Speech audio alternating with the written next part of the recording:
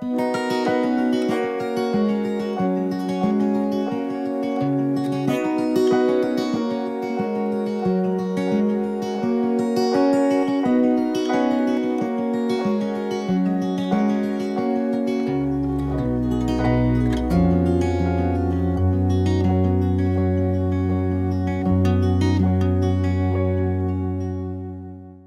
allons écouter la parole et le texte que Nicolas nous a proposé se trouve dans l'évangile de Marc, au chapitre 4, les versets 35 à 41.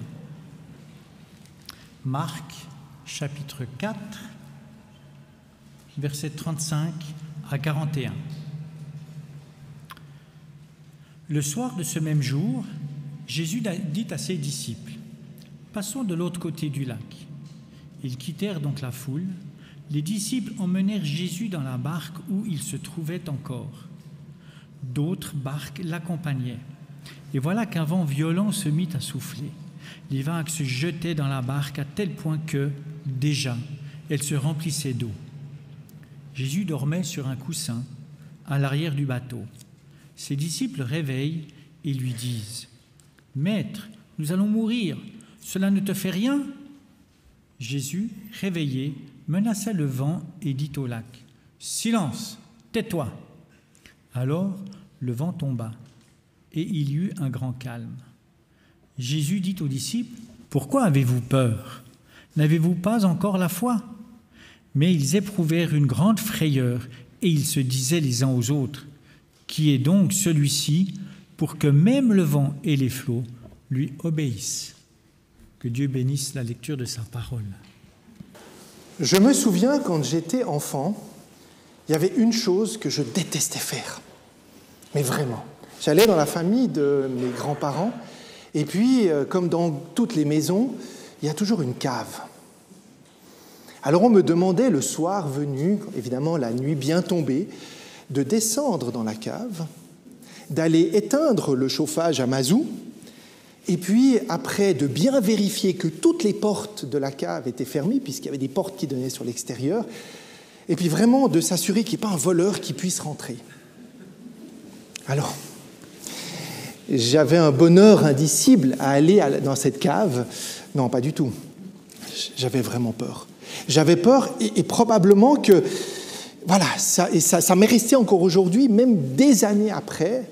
Alors, je ne peux plus aller dans cette maison aujourd'hui, elle a été vendue, mais même quand j'y suis retourné plus grand, quand je descendais dans cette cave, même en pleine journée, je ressentais quelque chose de particulier.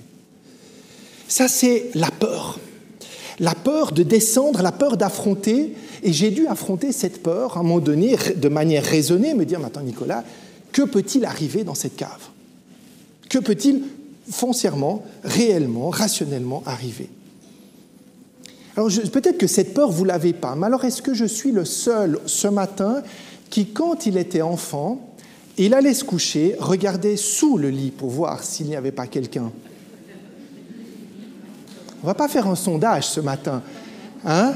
Mais moi, je peux vous dire que je regardais et je laissais la lumière allumée. Mais qu'est-ce qu'il pouvait bien y avoir sous le lit ? Voilà une peur d'enfant. Voilà une peur irrationnelle. L'adulte va dire: « Mais attends, il n'y a rien de particulier. » Mais il y a aussi d'autres peurs que les enfants et les adultes peuvent avoir. La mort, évidemment, la perte d'un être cher.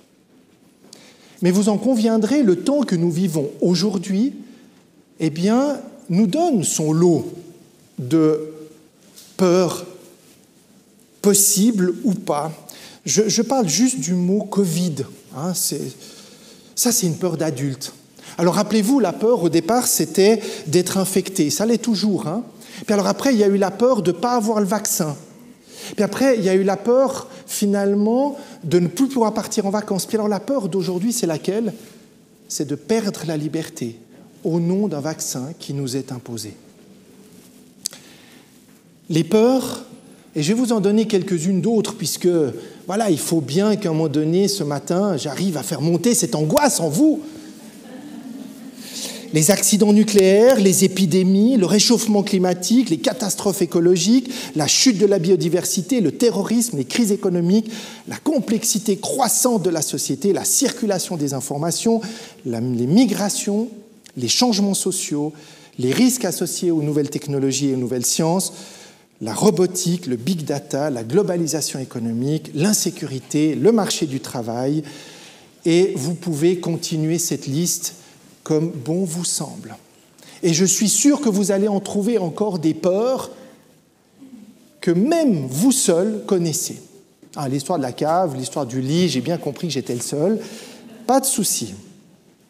La question que j'ai envie de poser ce matin, c'est est-ce que ces peurs sont toutes légitimes ? Oui, elles sont légitimes. Mais est-ce qu'elles sont toutes rationnelles ?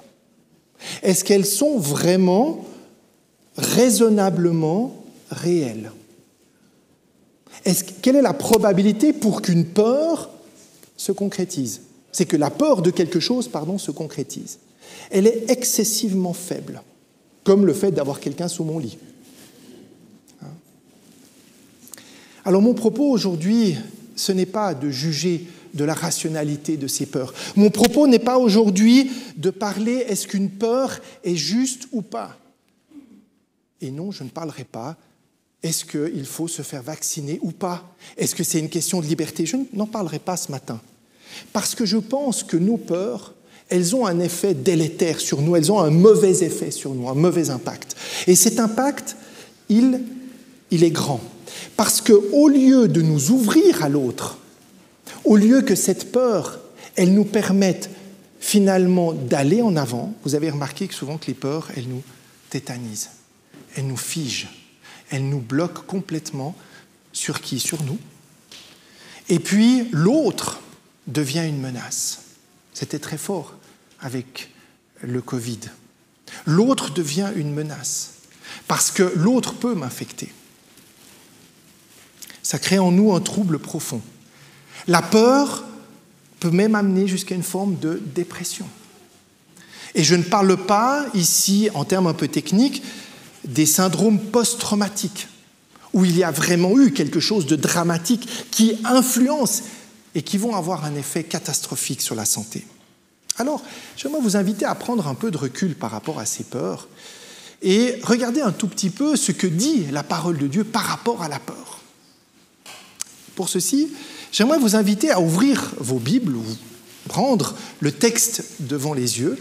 Et puis, je vais un tout petit peu parcourir ce matin avec vous la fin du chapitre 4 de Marc et puis le chapitre 5. Alors, Alain, tu nous as lu ce matin qu'effectivement, Jésus était avec ses disciples sur une barque. Cette barque, elle commence à prendre l'eau.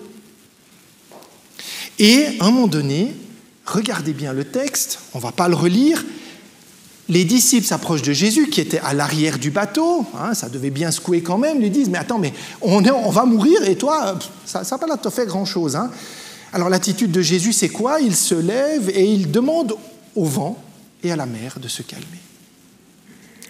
Alors ce qui est surprenant, c'est qu'on pourrait s'attendre à ce que les disciples soient effrayés par le vent, par la mer, par le fait que l'eau rentre sur le bateau. Non, ce n'est pas le cas. Le mot « peur », ici « frayeur », est utilisé à partir du verset 40 où il est dit « Pourquoi avez-vous si peur ?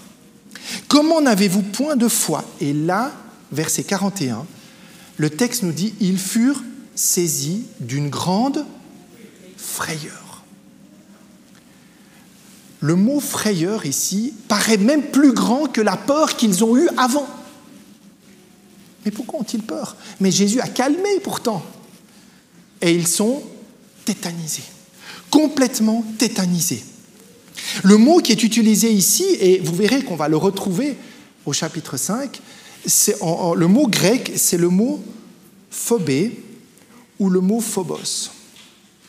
C'est intéressant, parce que ce mot a donné quoi dans notre langage ? Phobie. Et la définition de la phobie, c'est quoi ? Est une peur démesurée et dépendante d'un ressenti plutôt que de peur rationnelle d'un objet ou d'une situation précise.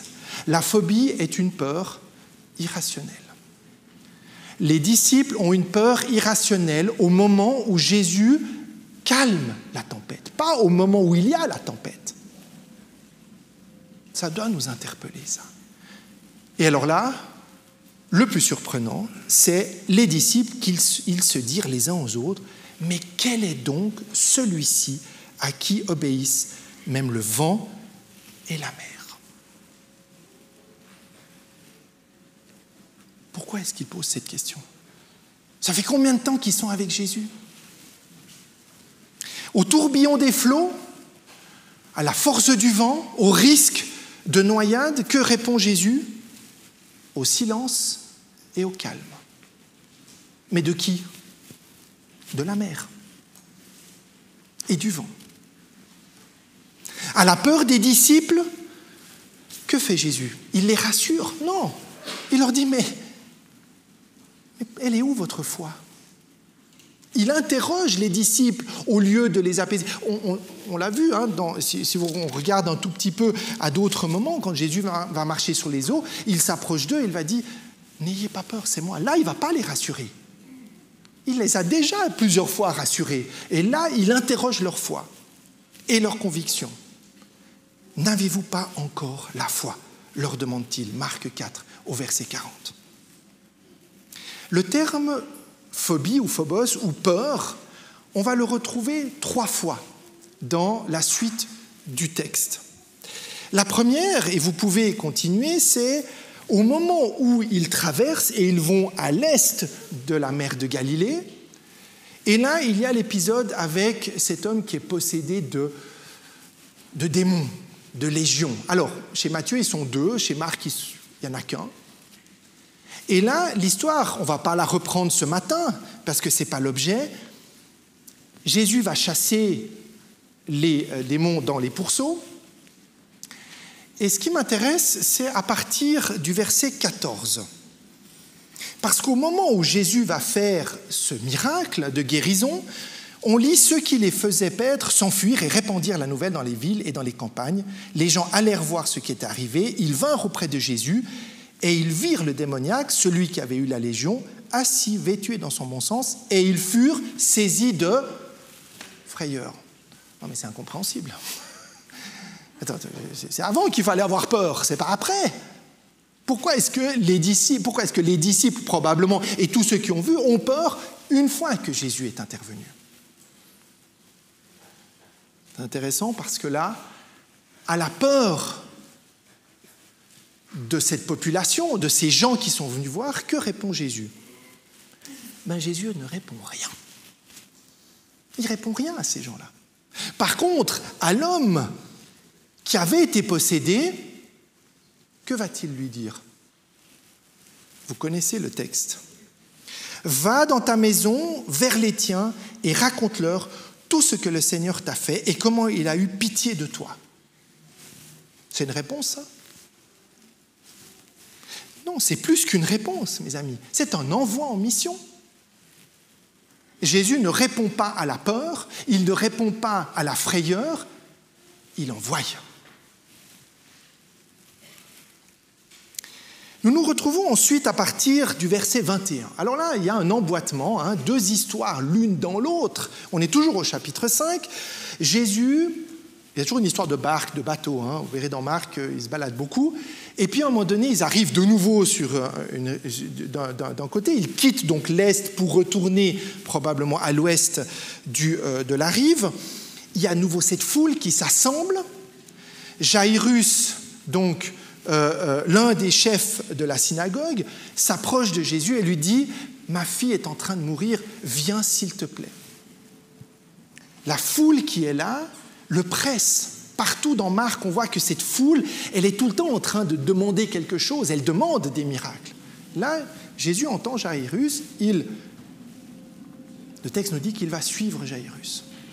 Et puis en route, il y a cette femme qui avait des pertes de sang. Et puis, cette femme s'approche, elle touche le manteau de Jésus. Il y avait, des dizaines de personnes qui touchaient. Et là, cette femme, il s'est passé quelque chose. elle a été guérie. Et Jésus se demande, mais qui m'a touché? Et vous connaissez la suite, les disciples, attends, mais Jésus, tout le monde te touche. Et toi, tu demandes qui? Non, là, il y a quelqu'un qui m'a touché de manière spéciale.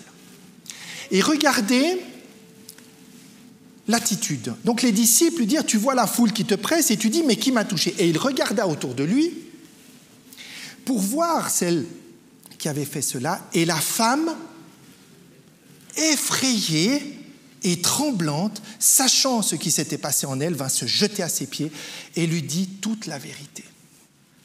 C'est avant qu'il fallait qu'elle ait peur. Pourquoi elle a peur maintenant? Pourquoi elle a peur après que Jésus soit intervenu? Troisième fois, Jésus intervient et la peur vient après. La réponse à cette femme, c'est la foi. Ta foi t'a sauvé. Ta foi t'a guéri, va en paix. Là aussi, l'envoi. Est-ce que Jésus a répondu à la peur? Non. Il n'a pas répondu à la frayeur, il va même au-delà. Il envoie, il relève et il envoie. Et alors là, l'histoire continue. Alors là, on revient avec Jaïrus. Un homme s'approche de Jaïrus et lui dit, écoute, inutile d'importuner le maître, ta fille est décédée. Alors là, c'est très intéressant. Alors là, je sens Jésus là un peu bien dans ses schlappes.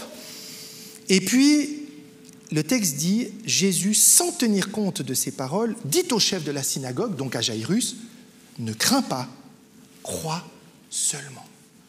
Ce qui veut dire que Jaïrus, au moment où il a entendu ça, et c'est tout à fait normal, il a eu peur.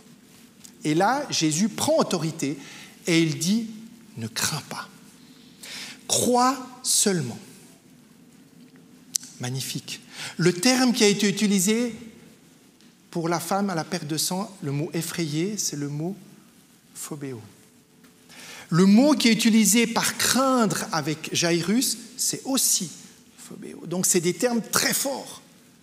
C'est une peur irrationnelle, ou réelle, certainement, mais qui vient étonnamment après que Jésus soit intervenu.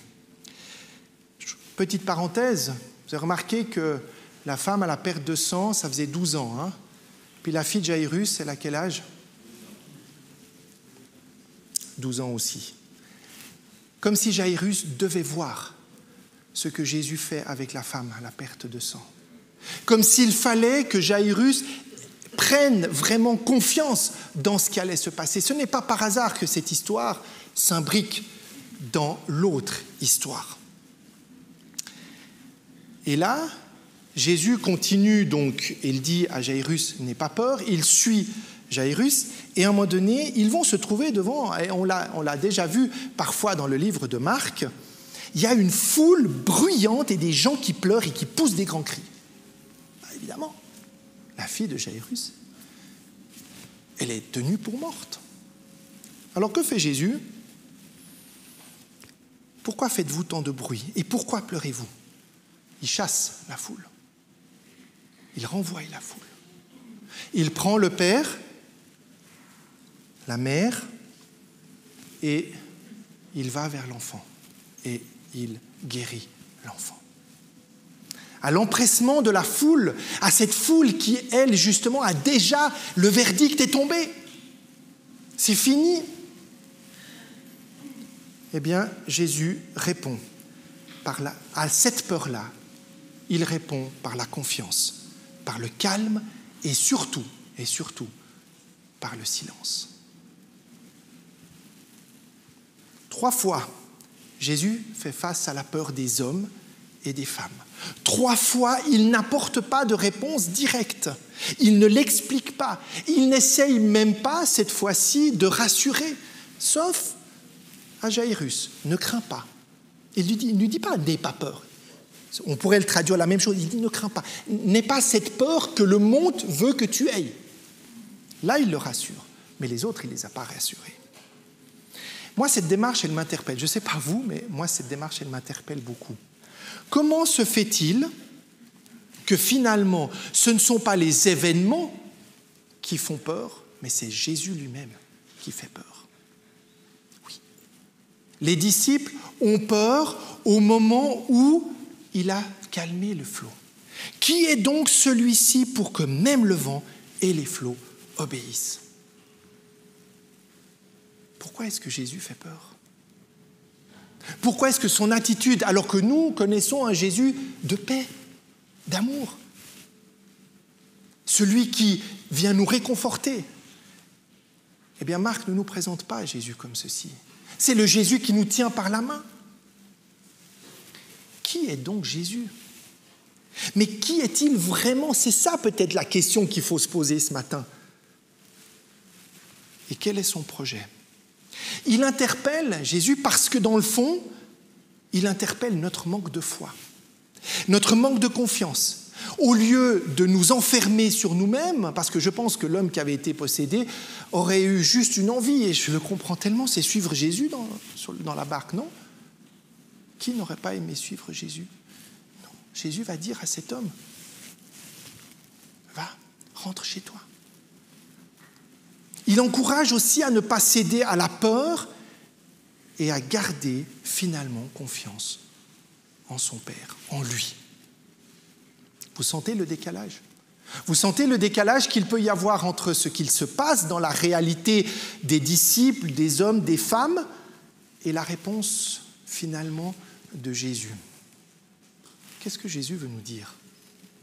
Quelle est l'interpellation qu'il veut nous faire? Et ça, c'est très fort dans tout le livre de Marc, encore une fois. C'est que Jésus veut nous inviter à prendre un autre regard sur lui. Ne pas voir simplement celui qui fait le miracle, celui qui amuse les foules peut-être avec des guérisons. Mais il veut nous inviter à voir en lui le Christ, le Messie, le Fils de l'homme. Expression souvent utilisée dans le livre de Marc. Mais c'est quoi le Fils de l'homme? Eh bien, le Fils de l'homme, c'est celui qui proclame le règne de Dieu. Alors vous allez me dire, mais c'est quoi le règne de Dieu? Puisqu'il le proclame ainsi. Que veut dire exactement le mot Christ? À ces questions, et vous allez me dire, mais quel est le lien avec la thématique de la peur? Eh bien justement, parce que la réponse que Dieu veut que nous posons, la question que Dieu veut que nous posions n'est pas la réponse à la question que nous posons. Jésus, je vois toutes ces peurs. Je vois tous ces risques, je vois tout ce qui peut m'arriver, tout ce qui potentiellement pourrait nous tomber sur la tête. Et Jésus ne répond pas. Jésus n'a pas répondu à Job non plus quand Job lui demandait d'expliquer pourquoi est-ce qu'il avait tout perdu. Jésus nous invite à dépasser nos peurs qui font partie de nos vies, non parce qu'elles ne sont pas légitimes, mais parce que, en définitive, elles ne nous apportent strictement rien de positif. Elles ne nous aident pas à avancer, elles ne nous aident pas à être réconfortés, elles ne nous aident pas à regarder à l'autre, et pourtant c'est la mission que Jésus nous a donnée, c'est aimez-vous les uns les autres. Mais comment est-ce que je peux aimer les autres si moi je suis tétanisé par mes peurs? Et plus encore, ces peurs, même les toutes petites, elles nous rendent esclaves. Nous sommes esclaves de ces peurs. Elle nous fragilise à tel point que je ne vais plus avoir que ça en tête, définitivement. Et vous avez remarqué la foule qui, ailleurs, reçoit la compassion de Jésus. À d'autres moments de l'évangile de Marc, Jésus est touché par cette foule. Il est ému de compassion. Là, la foule, dans la partie que nous avons lue, quand il est question de peur, la foule a plutôt un effet contraire. Elle n'aide pas cette foule. Elle s'empresse autour de lui, elle essaie d'avoir quelque chose, et déjà la foule a décidé, la fille de Jaïrus, eh bien elle est morte.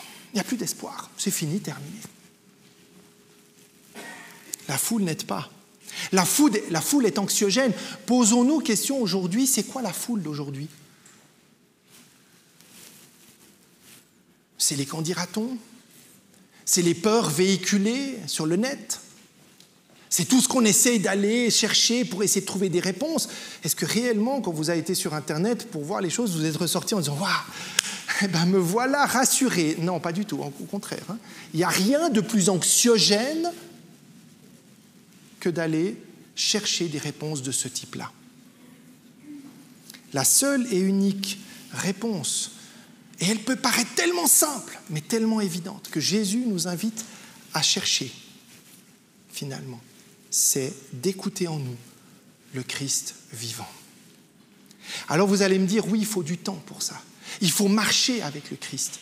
Et tout l'évangile de Marc nous montre à quel point même les disciples, sur une barque, alors qu'ils ont été envoyés en mission, alors qu'ils ont déjà vécu des miracles avec le Christ, mais qui est celui qui commande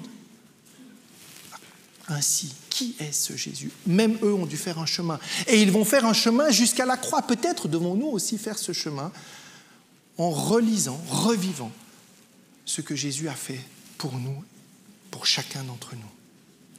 Et j'ai envie ce matin, il y a plusieurs réponses sur la manière avec laquelle Jésus peut vous parler, à chacune et à chacun individuellement, ce qu'il peut me parler.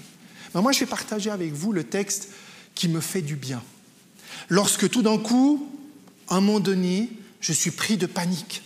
Je pense que ça ne vous est jamais arrivé non plus de vous réveiller au milieu de la nuit, puis de commencer un problème. Vous avez remarqué le problème au milieu de la nuit? C'est l'Everest, c'est l'Himalaya, c'est fou. C'est, même Jeff Bezos n'a pas été aussi haut avec sa capsule. C'est incommensurable.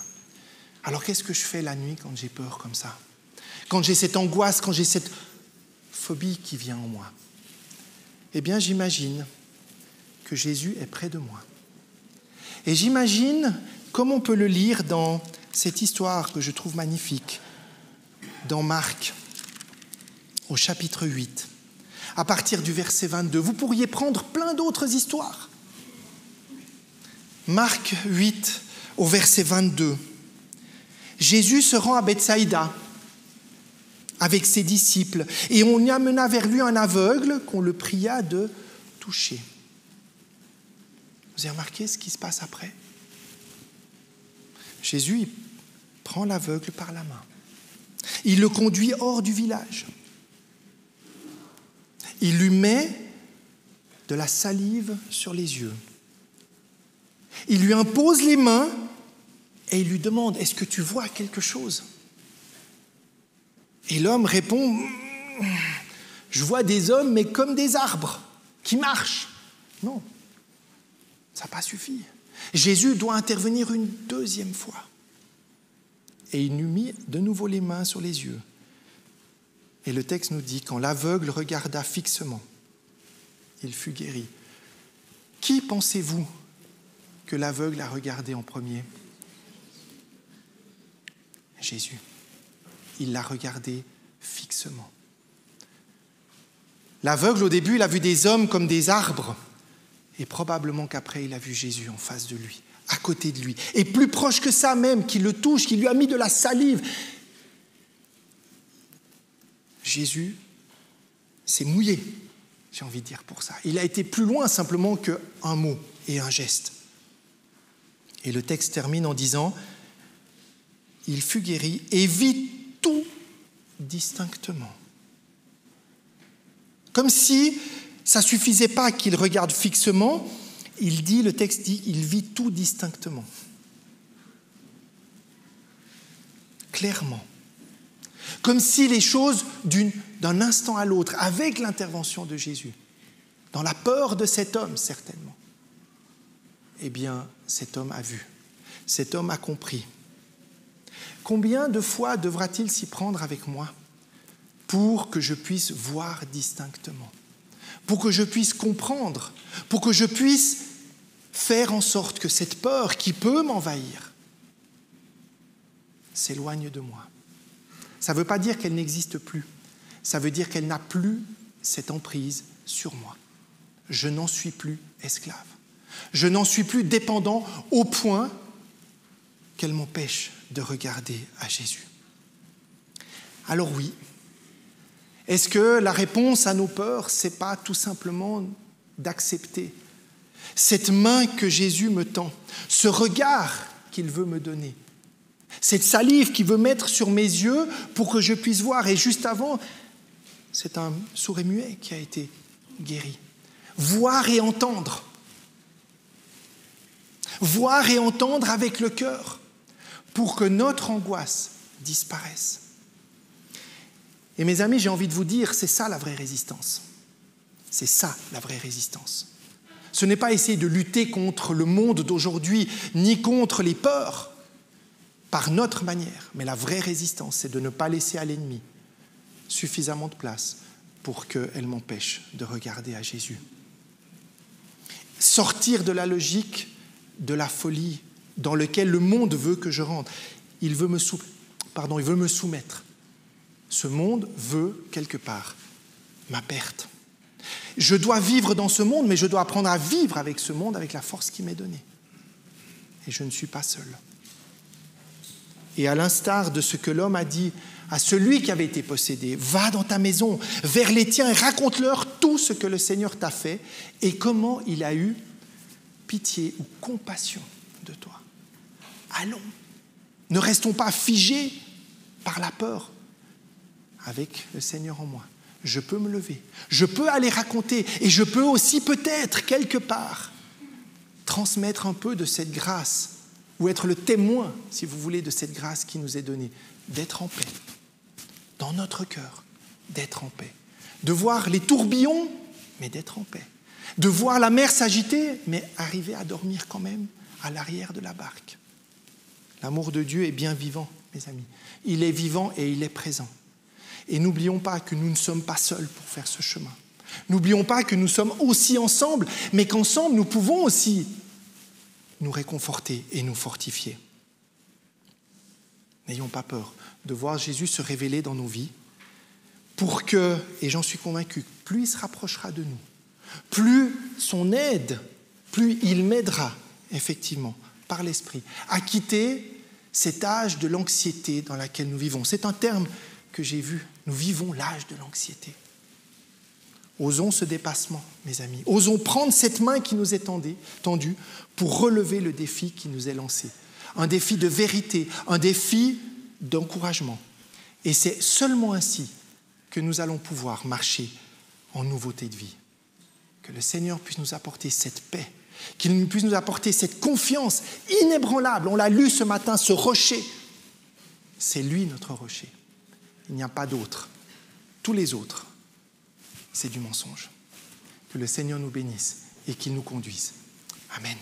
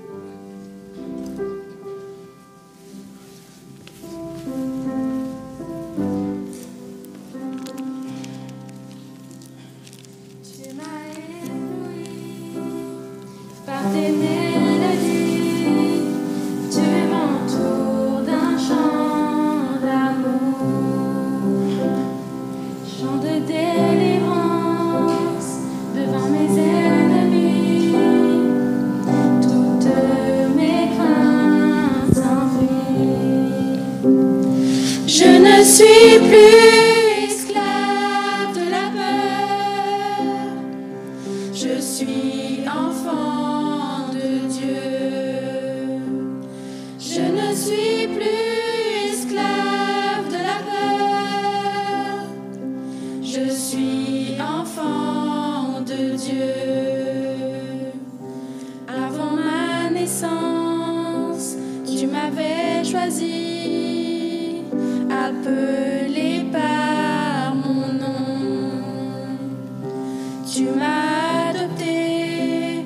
suis de ta famille, ton sang coule dans mes veines.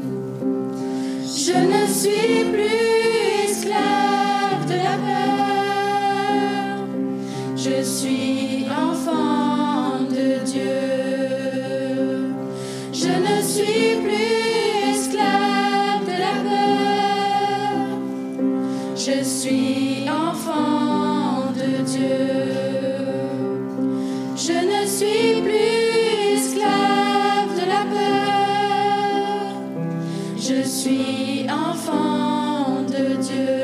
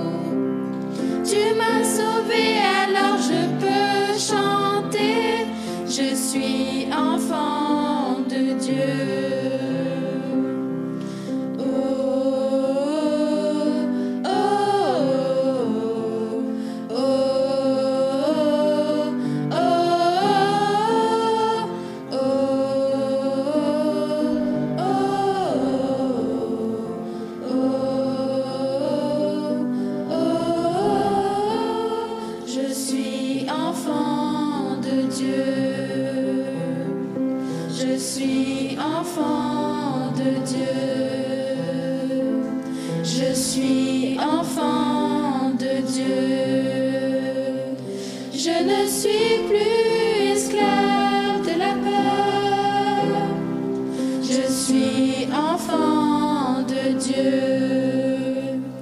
Je ne suis plus